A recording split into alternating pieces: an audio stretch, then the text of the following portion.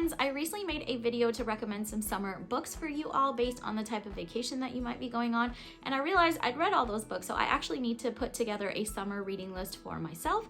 So that's what today's video is just going through all the books that I've put on my summer reading list. And because I'm a little bit of a random reader, I'm a little bit of a mood reader, I threw together a list of books that are across a number of different genres. We have romance, we have fantasy, some middle grade, even a graphic novel, so a little bit of everything that I can pick from. So I'm excited to tell you about those. Let's jump in. The first book I have on my list is called Unfortunately Yours by Tessa Bailey. This is the second book after Secretly Yours, which I read earlier this year. And this story is about Natalie and August. Natalie is actually the sister of the main character in the first book, and she does make an appearance in that book and you get a little bit of her background. So I would recommend reading that one first and then getting to this one. And so this is about Natalie and August, and I believe they kind of go into like a fake marriage arrangement, which I love. I love that trope, and it's like forced proximity because they have to spend time together. But I think the details of it are that Natalie has just lost her job and her fiance on the East Coast, so she moves back to her family's vineyard on the West Coast, and August is also there, found in a situation that he didn't think he was going to be in, trying to resuscitate his friend's vineyard. So they're kind of thrown together. They're kind of, enemies at first. They don't really like each other, but of course there's this undeniable chemistry. I didn't love the first book. It wasn't one of my favorite Tessa Bailey's, and it was kind of mediocre, but I couldn't help myself. There's something about Tessa Bailey books that still makes me want to pick them up. I think it reminds me of It Happened One Summer and the feeling I had of reading that book. I love that book so much that I'm just willing to give her other books still a chance. And there's something about the font of it, the way she writes dialogue, it still captivates me, so I'm still gonna give this one a chance. The next two books I have on my list are some chunky ones. They are called Saving Six and Redeeming Six. These are, of course, part of the Boys of Tommen series by Chloe Walsh. I read the first two, Binding 13 and Keeping 13, earlier this year, and I love them. I love them so much. They are stories that are not meant for everybody, but they were meant for me because I love them so much. They are dark, they have a lot of triggers, they're very heavy, they're very raw and emotional, but I am just sucked into this world. They kind of revolve around rugby on one side of it, and the other side of it is another family called the Lynch family, and they are from a very broken home. They've dealt with a lot of things that those young kids shouldn't have dealt with by that age, and the story just got me from the very jump. I read those two books so quickly, so I can't wait to keep going with the series. This series is about the brother of the main character in the first couple of books, and he does make a lot of appearances. His name is Joe, and he makes a lot of appearances in those first two books, so of course you have to read those before you can get to this for it to make sense.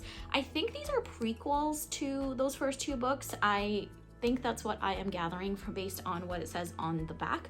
So this story actually does predate those other two, but I would still recommend reading those first because you get a lot of background and a lot of what's going on, I think, to set you up for these. So if it sounds like something you'd like to read, even after reading the trigger warning list and even after, realizing that it's very raw and emotional, then I would definitely recommend reading those two first before getting to these. The next book I have on my list is called Moonstruck, and this is the first volume called Magic to Brew, and I can't wait to get to this one because I actually haven't read any graphic novels this year. I'm not a huge graphic novel reader. I might read a couple or a handful per year. It's something I've recently gotten into, and I just thought, okay, no better time than the summertime. This one just looks so sweet. It's about two girls who I think are starting to get to know each other, maybe fall in love. I know there's a coffee store setting. I know there's also a magician who casts an evil spell. I mean, it sounds like it's jam-packed for being such a short graphic novel, and the pictures are also so beautiful. The illustrations, which is partly what got me as well. I know people had said some really great things about it. I've had it for a while, and it's just been sitting up on my shelves, and recently when I did my unread, physical TBR video, I realized actually, oh yeah, this has been sitting up there, so let me grab for it this summer. So I can't wait to get to this one. The next book I have on my list is called The Cheat Sheet. This is by Sarah Adams. This is not a new book. A lot of people in the community have read it already, but I wanted to grab this one because earlier I had read a couple of Sarah Adams books called When in Rome and Practice Makes Perfect, and I love them. So cute. I love them so much. I love the way she writes. I love the way she writes romance and characters and all the things. So I was like, I must go back and pick this book up. This one is also a little bit of fake dating. I think they have to pretend to be in love even though she's always had a crush on him. I think it's around sports and the NFL. It's been a while since I've read a sports romance, especially like anything to do with NFL. So I'm really excited to get to this one, especially because it has that fake dating trope, which I love. I recently read The Plus One last month, and I did not love that book. It wasn't great, and it really didn't do justice to the fake dating trope. So I need some redemption for that trope. So I'm really excited to read this one, and especially because it's a Sarah Adams book, and I love her books. The next book I have here is a Sally Rooney book. It is finally time, and that book is Normal People. So I actually have all of her books sitting on my shelves, but for some reason I just have not had the desire to pick them up. Either I'm really afraid or I just not been enticed by the plot lines, because I know people say that Sally Rooney can be a little bit polarizing. Either you really love her or you really hate her, and I just don't think up till now I've been ready to go down that path and figure out which one of those categories I fall into, but I think it's time. And I don't know much about this book. It doesn't also say very much on the back besides it's two people who are kind of opposite. One's popular, one's really shy, and it's the story of the course of their friendship and love over a number of different years, and they meet along the way, and then they're away for part of it. So it sounds, you know, I don't know, I just don't have much to go off of, and maybe that's part of the charm of her books, is that you kind of just jump in and take it from there. So I'm finally ready to read one of her books and see which of those categories I fall into. This should be an interesting experiment, and I can't wait to see what happens. The next book I have on my list is called Part of Your World by Abby Jimenez. So in the spirit of reading authors that I have not yet read, this is another case of that, because I haven't read any of Abby Jimenez's books. I'm so sad to say, especially as a romance reader, because everybody loves her books. And I know she recently came out with another one, so I'm dying to get to that one as well. So I thought, okay, let's start from the beginning. I'm gonna read this one and then get to that one. I think they're related or part of the same series.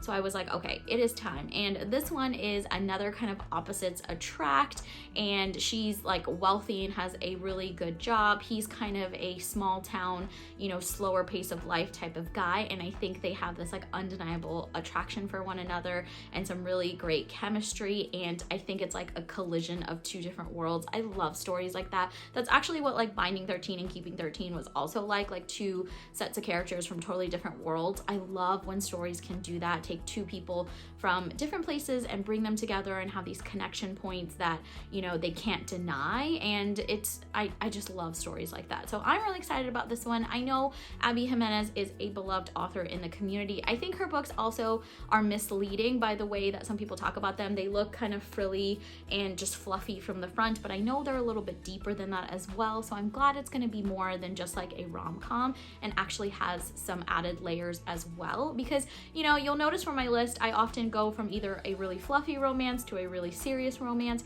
It's kind of nice when some books can do that in between, which is have a little bit of that fluff and butterfly rom-com feeling, but also have some added layers of seriousness and addressing some serious topics. So I think this book will be a perfect combination of that, and I can't wait to get to it. The next book I have on my list is actually a middle grade, and that is called Sweet and Sour by Debbie Michiko Florence. And I've realized with myself, and especially recently, that if I don't read a middle grade every couple of books, then I start to feel kind of funky and like in a little bit of a rut. They're so great for just kind of giving you that little zest to get back into reading. They help you avoid reading slumps, and they're just cozy and charming. So I was like, okay, I have to pick one for the summer as well. And I thought this one would be the perfect one. They're sitting there eating ice cream. What could be cozier, especially for the summer?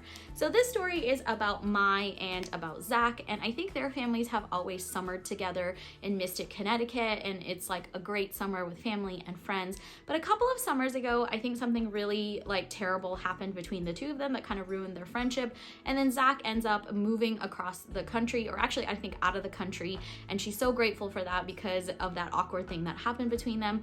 But it turns out this summer he's back and their families are vacationing again together, and I think it's the story of them figuring out what happened all those summers ago, and it seems like Zach has completely changed since he's moved away, and she doesn't know the full story of what happened all those summers ago. This sounds like if The Summer I Turned Pretty and Every Summer After had a baby in a middle grade version, then this is what you get out of it. I think that's what I'm getting from the premise.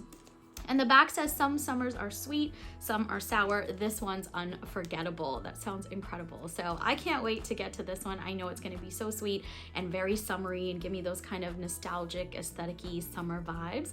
And I can't wait to get to it.